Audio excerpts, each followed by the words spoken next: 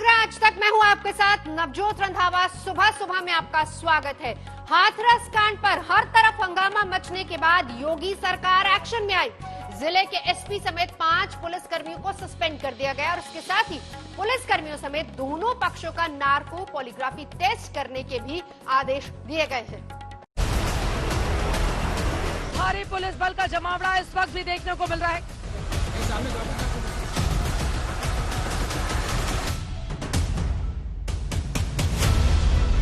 हर किसी की नजर यूपी के हाथरस की तरफ है। हर आवाज हाथरस की पीड़िता को इंसाफ के लिए उठ रही है। हर किसी के मन में सवाल है कि आखिर हाथरस में हो क्या रहा है। हाथरस की हर हरकत पर पुलिस की पैनी नजर है। हाथरस के पीड़ित परिवार पर पुलिस का सख्त पहरा है। हाथरस में पीड़िता का गांव छावनी में तब्दील है। न किसी को अंदर जाने की आजादी है और न ही बाहर आने की। पुलिस गांव के चारों तरफ घेरा बनाकर बैठी है। मीडिया के साथ राजनीतिक दलों के नेताओं ने हाथरस कूच किया तो पुलिस ने उन्हें खदेड़ दिया। एसआईटी जांच के नाम पर हाथरस में किसी को जाने की छूट नहीं दी गई। पुलिस जैसे मनमानी पर उतर आई और बदसलूकी से भी बाज नहीं आई। पुलिस मीडिया के कैमरों को रोक रही थी, लेकिन उनकी हर हरकत कैमरों में कैद हो रही थी। आखिरकार पुलिस प्रशासन की हकीकत की तस्वीर जब हुक्मरानों तक पहुंची तो सूबे के मुखिया एक्शन में आए और जिले के पुलिस अधिकारियों पर गाज गिर गई।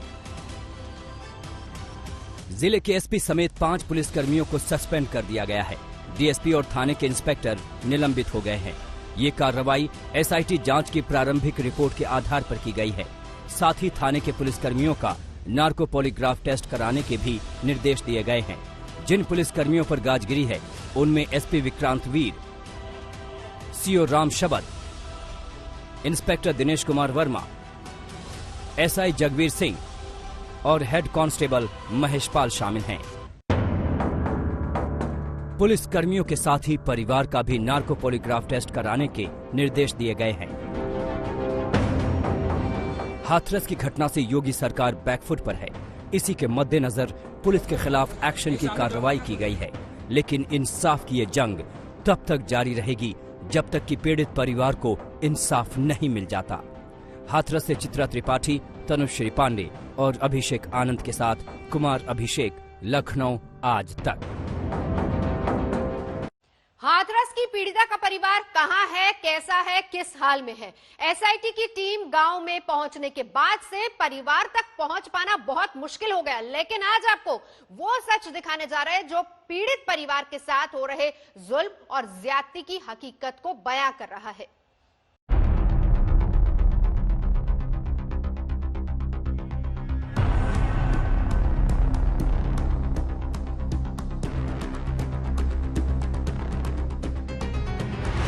पूरी तरह से प्रेशर बना रहे हैं ये लोग के डीएम साहब, एडीएम साहब और एसपी साहब भी पूरा तरह से हमारे घर पे 24 घंटे एकदम जैसे ताक रहे, जैसे हम लोग ही अपराधी हैं, इस तरह से हम लोग को जो कर रहे हैं। सच में वो ताकत होती है जो लाख पर्दों के पीछे भी नहीं छुपती। भले कोई लाख पहरे बिठाए, लेकिन सच बाहर आ ही जाता है। हाथरस के इस गांव में हर तरफ पुलिस का पहरा है। एक परिवार जो अपनी बेटी को खोने के बाद इंसाफ की आस में बैठा है, उसकी आवाज को बाहर आने नहीं दिया जा रहा। पीड़िता के परिवार को पुलिस ने घर में ही कैद कर दिया है। पीड़िता के घर न किसी को आने की इजाजत है और न ही वहां तक किसी को जाने की।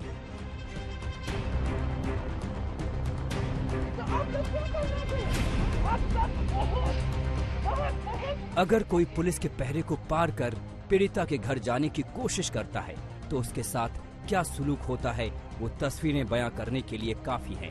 लेकिन इस पहरेदारी के बीच एक ऐसा सच सामने आया है जो पीड़िता के परिवार के साथ हो रहे जुल्म और ज्यादती को सबके सामने लाता है।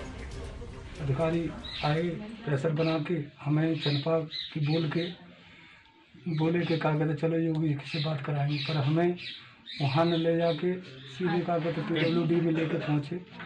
वहाँ मतलब पूरा प्रेशर बना के और कागज हमसे कागज वो उसमें साइन करा लिए। ये लोग मिले हुए हैं। कल एडीएम साहब जो हमारे अपराधी उनके माँ बापों से मिल रहे हैं, उनसे वो कर रहे हैं कि हम आप चिंता न करें, हम तुम्हारे पूरी तरह साथ हैं, पूरी मदद करेंगे। जो हमारे विपक्ष पार्टी है, जो लड़के अपराधी उनके माँ बापों से बात कर रहे हैं जाके ये लोग, हम तुम्हारे साथ हैं, हर चीज़ की कोई चिंता नहीं, हम पूरा उन पर दबाव बना रहे हैं। और हाँ, कोई अधिकारी भी कहा तो वहाँ से बात करिए कि बॉडी सुरक्षित है या नहीं है।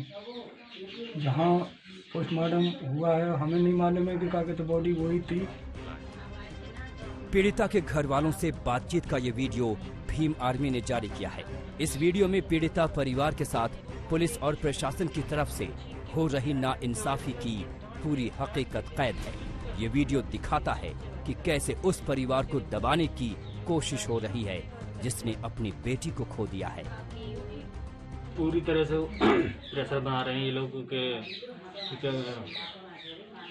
डीएम साहब, एडीएम साहब, जो एसपी साहब भी पूरा तरह से हमारे घर पे 24 घंटे एकदम जैसे ताक रहे, जैसे हम लोग ही अपराधी हैं, इस तरह से हम लोग को जो कर रहे हैं। और हमने अपने बहन की डेड बॉडी के लिए बोला तो बोले अगर ये बताइए अगर उसको कोरोना से मर जाती तो आपको कुछ मिलता, ऐसे मुआवजा मिलता, ऐसे हमसे ये ऐसे। जरा इस परिवार की हालत को कुछ पल के लिए महसूस कीजिए। सोचिए उस परिवार की क्या हालत होगी जिसकी बेटी आखिरी वक्त में भी उन्हें नसीब नहीं हुई। अब जब ये परिवार अपनी बेटी के लिए हुक्मरानों से इंसाफ मांग रहा है तो उसकी आवाज पर भी पहरा बिठाया जा रहा है। अब आए थे ना तो हम लोगों ने उनसे बोला आप लोगों ने बॉडी क्यों नहीं दिखाई। हम लोग मतलब इतना परेशान हो रहे थे तो बोल रहे थे उनका जैसे वो बोलते नहीं है सही से, पूरा चीख के बोलते हैं, अलग मतलब कि डांट देते हैं, चुप कर देते हैं कि आप चुप रहिए, मैं उनसे बात कर रहे हैं। वो सिर्फ जो पिताजी है ना उनसे ही बात करते हैं। क्या डीएम साहब 25 लाख में अपनी लड़की की बॉडी बेच देंगे? आप बताइए। डीएम बोलते हैं एक मकान में 25 लाख रुपया देंगे, इतना तुम्हारे लिए मुआवजे के लिए कम है। हम लोग ये सब कुछ सोच दिखाएंगे। अगर जो डीएम साहब की अगर बेटी के साथ ऐसा हुआ होता क्या वो बर्दाश्त कर पाते? वो बोलते हैं कि ईंट लगने की वजह से उनकी गर्दन की हड्डी टूटी है, रीढ़ की हड्डी टूटी नहीं है, कोई चोट नहीं है, गले में चोट की वजह से वो लड़की मर गई। तो इतने दिन हॉस्पिटल में क्यों रखा उन्हें? बताइए। बिना किसी उसके रेप हुआ नहीं, कुछ नहीं हुआ, तो उसकी वजह क्या थी मौत की? भीम आर्मी के इस वीडियो में पीड़ित परिवार पुलिस और प्रशासन की मनमानी से पर्दा उठा रहा है। अब देखना ये होगा कि इस वीडियो के जरिए परिवार ने जो अपनी आवाज बुलंद करने की कोशिश की है उससे हुक्मरानों के कानों पर कितनी जूं रेंगती है। 25 लाख में अपनी लड़की की बॉडी बेच देंगे? आप बताइए। चित्रा त्रिपाठी, तनुश्री पांडे के साथ आज तक ब्यूरो। हाथरस की निर्भया के साथ बलात्कार नहीं हुआ था, यह कहना है उत्तर प्रदेश के एडीजी प्रशांत कुमार का, और उनका यह दावा आधारित है उस फॉरेंसिक रिपोर्ट पर जो कहती है कि पीड़िता के शरीर पर सीमन के ट्रेसेस नहीं मिले। अब सवाल यह है कि क्या इसका मतलब यह हुआ कि उसके साथ बलात्कार नहीं हुआ था? क्या मरते समय पीड़िता ने अपने साथ गैंगरेप का जो बयान दिया था उसे नजरअंदाज कर दिया गया?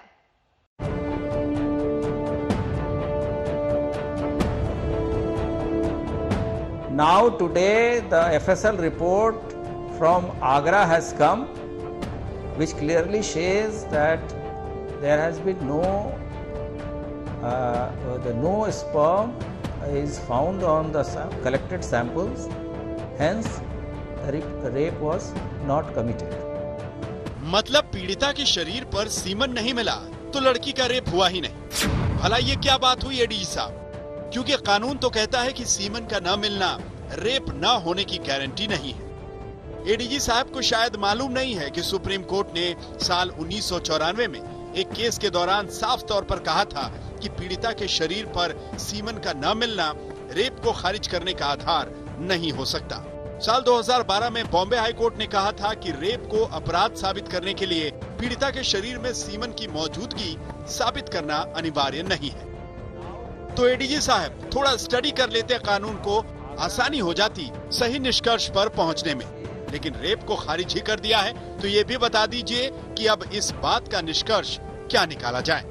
जो सैंपल एकत्रित किए गए थे उसमें किसी तरह का स्पर्म और शुक्राणु नहीं पाया गया है। इससे स्पष्ट होता है कि कुछ लोगों के द्वारा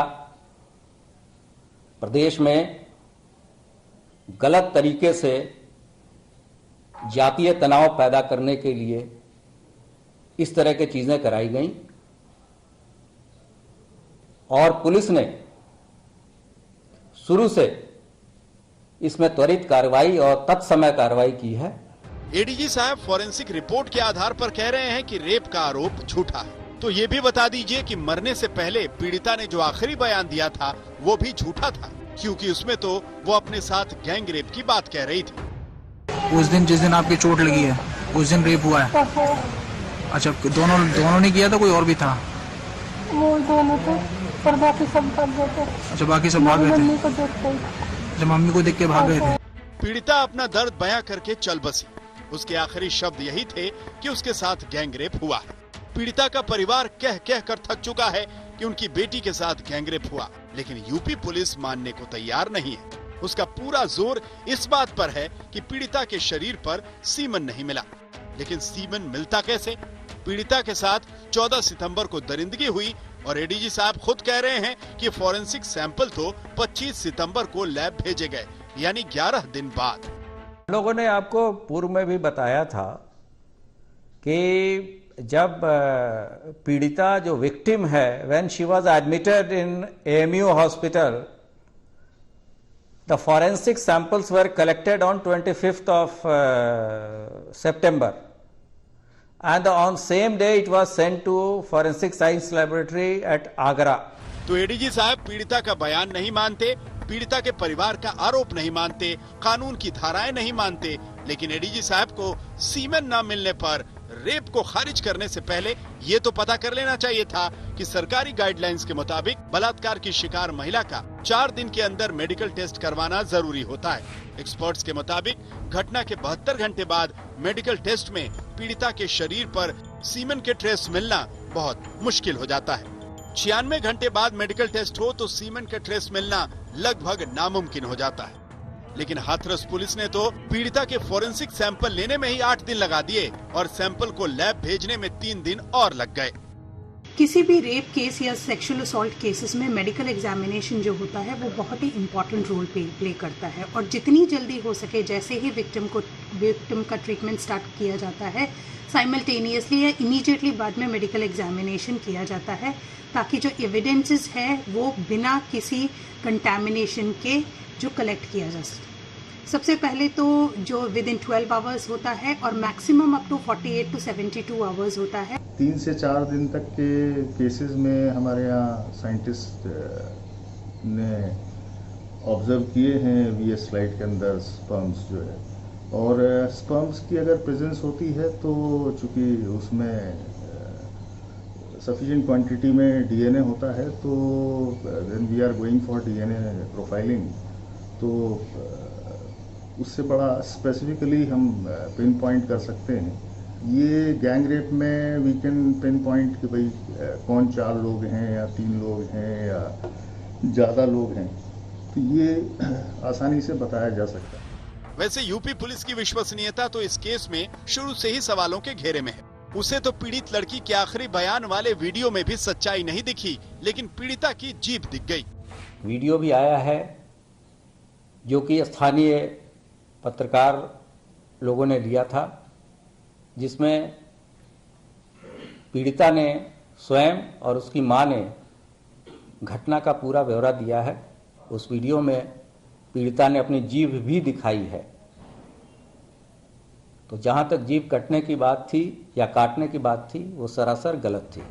मतलब जीभ नहीं कटी थी, रीढ़ की हड्डी नहीं टूटी थी। यूपी पुलिस का पूरा जोर इसी बात पर है कि किस तरह से ये मामला दबा दिया जाए। लेकिन इस केस में कानून को भुला चुकी यूपी पुलिस एक और बात भूल गई, वो ये कि बैरिकेड लगा देने से सच की आवाज को दबाया नहीं जा सकता। हाथरस के सच पर जो पर्दा डाला जा रहा है, वो पर्दा जब गिरेगा तो यूपी पुलिस का सच भी बेपर्दा होगा। दिल्ली से मिलन शर्मा और हाथरस से चित्रा त्रिपाठी के साथ आज तक ब्यूरो। हाथरस कांड पर सियासत भी हाउसफुल है। घटना के बाद से जहां योगी सरकार बैकफुट पर है, वहीं विपक्षी पार्टियां सरकार को घेरने का कोई मौका नहीं छोड़ना चाहती। हाथरस से लेकर लखनऊ और दिल्ली तक इस मामले पर खूब सियासत हो रही है।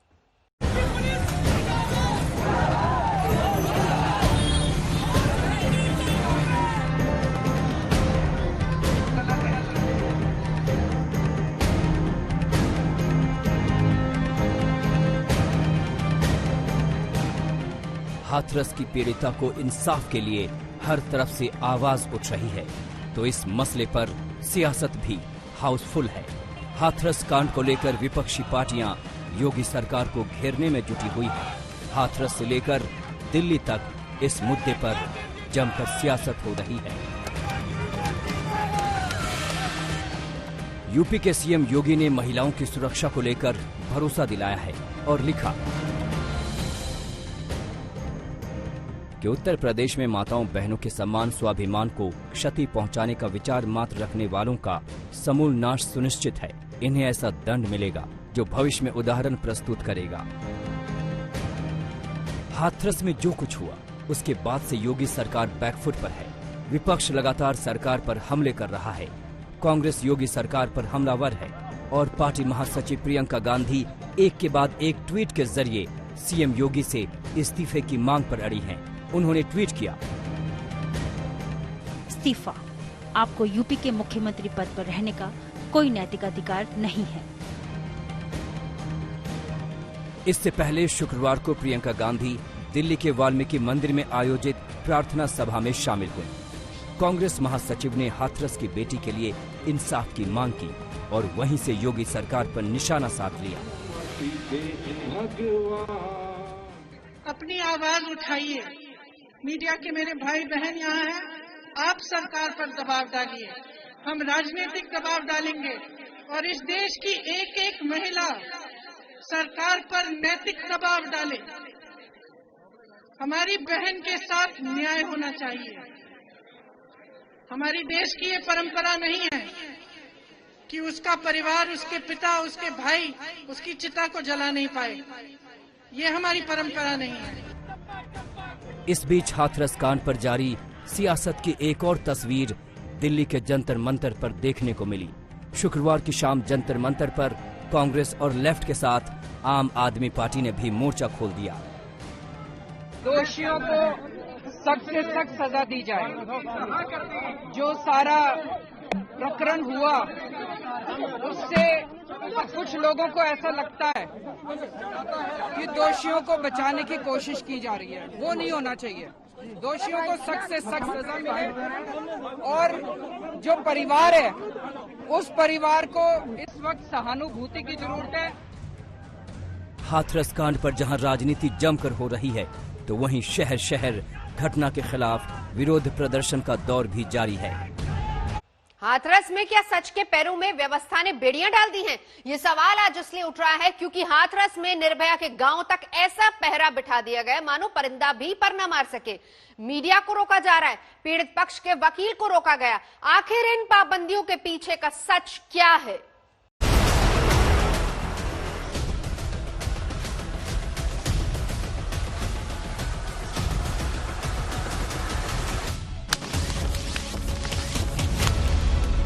ये योगी सरकार के अफसर है। रात के अंधेरे में बेशर्मी से एक रेप पीड़िता का चुपके से अंतिम संस्कार कर दिया गया और दिन में सवाल पूछने पर झुंझला गए, बदतमीजी पर उतर आए। एडीएम जेपी सिंह की भाषा सुनिए।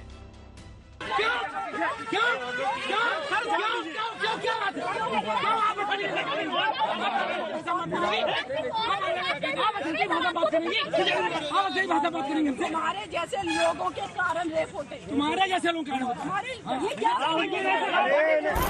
इस अफसर को गैंगरेप की शिकार हुई बिटिया पर सवाल पूछना अखरने लगा। लेकिन हद तो ये हो गई कि जांच के नाम पर पुलिस ने गांव को घेर लिया। कई थानों की पुलिस मौके पर तैनात हो गई। सैकड़ों पीएससी के जवान गांव में मोर्चा संभाल कर खड़े हो गए।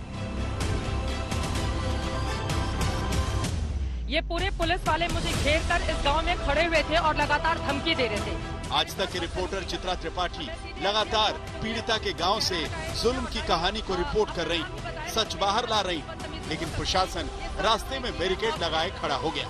आज गांव में चित्रा की एंट्री रोकने के लिए खुद एसडीएम साहब मौजूद थे। देखिए ये सामने वाले चेहरे को।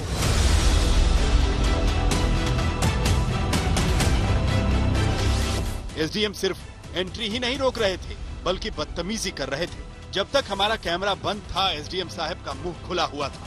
वो धौंस दिखा रहे थे, धमका रहे थे। अपने अफसर का ये अंदाज देखकर साथ खड़े पुलिस वाले भी बदतमीजी पर उतर आए, लेकिन जैसे ही कैमरा ऑन हुआ, एसडीएम साहब को सांप सूंघ गया। जरा गौर से देखिए ये सामने वाले चेहरे को। इन्होंने आकर झूठ की इतनी कहानी यहाँ पर गढ़ी है कि मैं क्या बताऊं। और जरा आसपास की पूरे फौज को दिखाइए।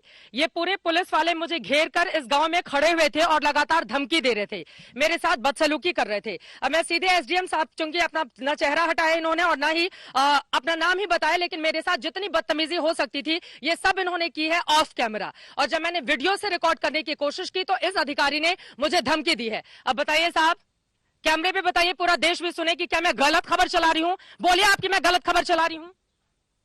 आप बोलिए कि मैं गलत, आप सिर्फ मुझे धमकी नहीं दे सकते ना, आप पूरे देश को बताइए कि मैं गलत खबर चला रही हूं। आप मुझे अकेले में तो यहां पर धमकी दे रहे थे, आपके तमाम पुलिस वालों ने मुझे घेर कर रखा हुआ था। अब आप बोलिए, पूरे देश को बताइए ना कि मैं गलत खबर चला रही हूं। यहां से आप लोग कहते हैं ना कि आपका पक्ष नहीं लिया जाता, मैं आपको मौका दे रही हूं, बोलिए। और मुख्यमंत्री भी सुन रहे होंगे, देश के प्रधानमंत्री तक भी आपकी आवाज पहुंचेगी, बताइए मैं गलत खबर चला रही हूं। एसडीएम प्रेम प्रकाश मीणा का मौन वाला ये ड्रामा काफी देर तक चलता रहा। हमारे सवालों का कोई जवाब नहीं दे पा रहे थे, लेकिन जब कुछ नहीं सूझा तो थोड़ी देर बाद हाथ झाड़ कर निकल लिए। सर अपना नाम तो बताते जाइए आप, सर अपना नाम तो बताते जाइए। अपना चले गए। पूरे गांव में नाकेबंदी थी, न कोई अंदर जा सकता था, न कोई बाहर निकल सकता था। मीडिया को पीड़ित परिवार तक पहुंचने से रोका गया, लेकिन कहते हैं ना, सच को जितना दबाया जाएगा वो उतना ही विस्फोटक तरीके से बाहर आएगा। हाथरस में भी यही हो रहा है। पीड़िता का भाई पुलिस से नजरें बचाते बचाते खेतों के रास्ते मीडिया तक पहुंचाया और फिर उसने जो खुलासे किए वो चौंकाने वाले थे। पीड़िता के भाई ने पुलिस की बर्बरता की पूरी कहानी मीडिया के सामने बताई। उसने कहा, परिवार को पुलिस ने घर में कैद कर दिया है, लड़की के घर वालों के फोन छीन लिए गए, पीड़िता के परिवार से मारपीट के आरोप लगे, परिवार को डराया धमकाया जा रहा है। वो हमको किसी को लेकर नहीं दे रहे बाहर। फोन भी ले लिया आप लोगों से? फोन भी ले लिया। ये बोला था कि उनको बुला लाओ और हम उनसे बात करना चाहते हैं। आप यहाँ कैसे पहुँचे हो, कैसे आने दिया? खेतों में के आए हैं। छुपके नहीं चिल्ला रहे हैं। अभी तो वो बात कर ही रहा था, इसी बीच पुलिस वालों की नजर उस पर पड़ गई और वो वहाँ से खेत के रास्ते भाग निकला। हाथरस के डीएम परिवार को धमका रहे हैं, वीडियो वायरल हुआ है। हाथरस के अफसर मीडिया को धमका रहे हैं। सवाल उठता है कि ऐसा कौन सा रहस्य है जिसे छिपाने के लिए इतनी जोर आजमाइश चल रही है? पीड़िता के परिवार पर इतने पहरे क्यों? मीडिया को रिपोर्टिंग से क्यों रोका जा रहा है? क्या पीड़िता के परिवार की आवाज दबाई जा रही है? क्या पुलिस सच बाहर आने से रोक रही है? जिस तरीके से गांव की हर एंट्री पर भारी पुलिस बल खड़ा है, उससे तो यही लगता है कि सच से अफसर घबरा गए हैं। 2 दिन पहले रात के अंधेरे में परिवार की मर्जी के खिलाफ पीड़िता की अर्थी को तेल छिड़क कर फूंक दिया गया। जरा सोचिए, जिस परिवार ने अपनी बेटी को इतने दर्दनाक